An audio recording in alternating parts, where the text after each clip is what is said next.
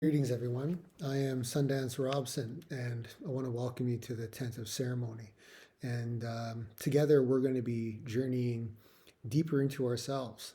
And there's just a few things that I like to talk about before we do gong baths. And in working with sound over the last couple of years, a lot of things have come into my awareness with what the individual goes through. So, as part of the gong bath and as part of being in ceremony, I like to front load and explain about as much as I possibly can to prepare you for your experience. I want, though, very much to what you experience to be your own authentic experience. So, I don't want to shine too much light on how you're feeling, so much as what to do with the feeling if it becomes overwhelming. And so I'll start off by saying this. For thousands of years, the gong has been compared to the sun. And the sun is like fire. And the fire is burning up everything that we're not. And when I say this, what I'm trying to convey is that the gong has a tendency to provoke us because the sound is very penetrating. It's a very driving, it's like a wall of sound coming at you. And so typically when we're in a gong bath, you're laying with your feet facing the gong, flat on your back. That's naturally the way the energy system with your feet pulls energy up from the ground and through your body. And so when you're laying down, your energy system will naturally pull in through the feet and through the whole body. And you'll feel that energy move up through your body. Now, what can occur is sensations in your body.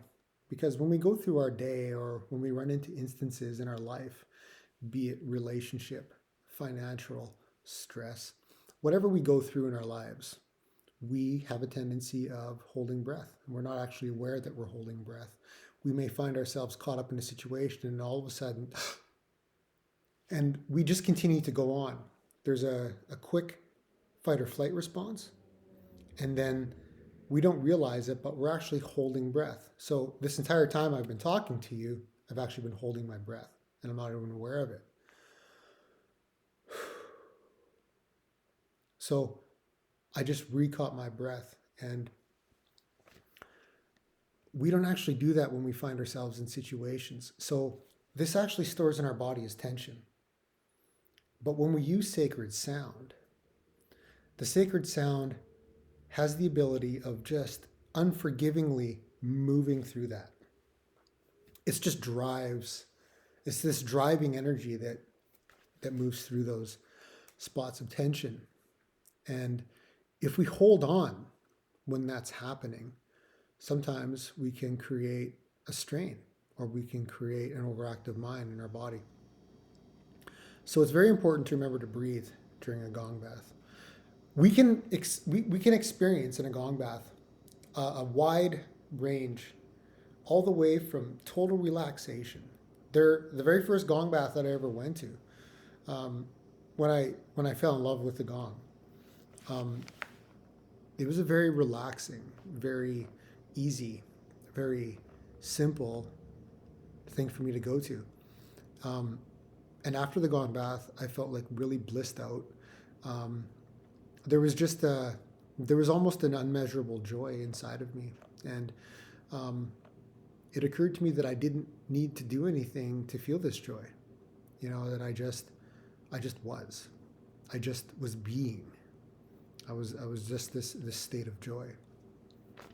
And it reciprocated for a couple of days, and I was astounded by that because for the first time in my life I experienced really an unmeasurable bliss, and there was a major breakthrough with me in that. The two gong baths that I went to after that were overwhelming. My mind wouldn't shut off. I couldn't stop moving. I was very fidgety, and it seemed the harder I worked at trying to shut myself off, In fact, all I was doing was just creating more strain for myself. And I didn't actually take time to stop and just focus on how I'm breathing. And sometimes just cycling in and out of breath 1, 2, or 3 times, just those cycles in and out can really help to dissipate thought. It's really hard to continue to focus on our thinking when we're focused on our breathing. So that helps create a space. Another thing that really I found worked well was to just try to pay attention to where the thought's even arising from. Where's the thought coming from? Where in this vacuum of our mind is the thought arising from? If we were to sit there in the same way that a bat catcher waits for the baseball when the pitcher throws to him, if we were to sit there the exact same way and almost like a bat catcher of thought, what would that look like? What would be the next thought that comes to our mind? And just that type of focus, as effortless as it is, can help eliminate thought. Sometimes nothing comes through the hole, and or nothing arises out of the blankness. And so those were two very, very, I think, simple ways for me to find a way to relax in a gong bath. Now, the peaks won't be sustained. They won't be just like ongoing. We come to peak points during the gong bath to help really bring things up, and then we sort of let things ride so we can just sort of glide at a sustained level. But we do hit peaks. So laying down flat on our backs, because we tend to store trauma in the hips, because that's an open space and we're laying flat on our backs, and we have this sound moving through our bodies. Anybody that's been through a traumatizing situation in their life, which I have, one thing that can occur is we can find ourselves clenching to block something coming in, or just trying to sort of involuntarily procure some type of safety.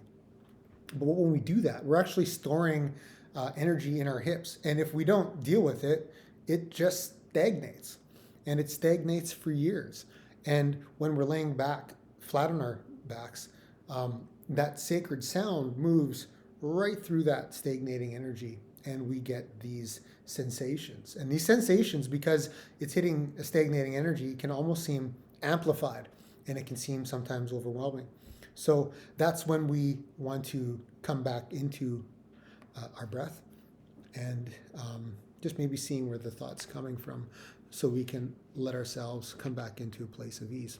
And this is why, again, I talk about the fire, because fire provokes, and fire is meant to draw out impurities. When they make a ring, when you make a ring around your finger, it's made under the guise of heat and temperance and fire, because it draws out the impurities. And in such a way, the sacred acts almost in a place of fire. So the mind and the heart are trying to come into union. They're trying to come into some type of a balance. And so when sacred work is being done, the heart is what calls us to the table. And that is very much an echo of the sacred. But the mind, when the mind feels the sacred, it doesn't necessarily know what to do with it, because it can't be intellectualized. It can't be made as matter of fact. And so it tries to create thoughts. It tries to dismantle what's happening. And really, the more that we can just let that go and give that all space to do whatever it feels like it needs to do, the more that we can come into a relaxed and calm and have an enjoyable experience. I think that is really all that I have to say. I made some notes here, and I just wish everybody the best of journeys on this experience. And I know for me, um, doing group work at this level has just been a total joy. And um, one thing I will promise you is that fully commit, if you fully commit this time to just being with us in the same way that we're being with you, and really set aside all interruptions, that you'll experience transformation. For me, this wasn't something that I ever expected to happen. I didn't think that, you know, 4 years ago I would be doing professional gong baths and facilitating to large groups of people. You know, my life was caught up in a lot of other things. And so today, I'm sitting here as a ceremonial facilitator and coach, and preparing myself to journey with you all, and committing myself to that time that we all have together. And it's a full commitment. It's a full commitment that when I'm with you all, I'm fully there. My head isn't off looming in some other country or some other thought process. It's pure presence. It's in my body, here and now. And so I'm saying that if you commit yourself to this whole process the same way that we're committing ourselves, there's going to be fundamental change in your life. And that's absolutely a beautiful thing. And I thank each and every one of you for coming this far and preparing yourselves for this journey. I believe in everyone that we're working with here today, and that's why I'm here. It's an amazing gift to be part of such a strong collective of individuals that bring their gifts to the table, and then we can all do this together. That's what community is about, and that's what restorative healing is about, and that's what letting the soul shine is really about.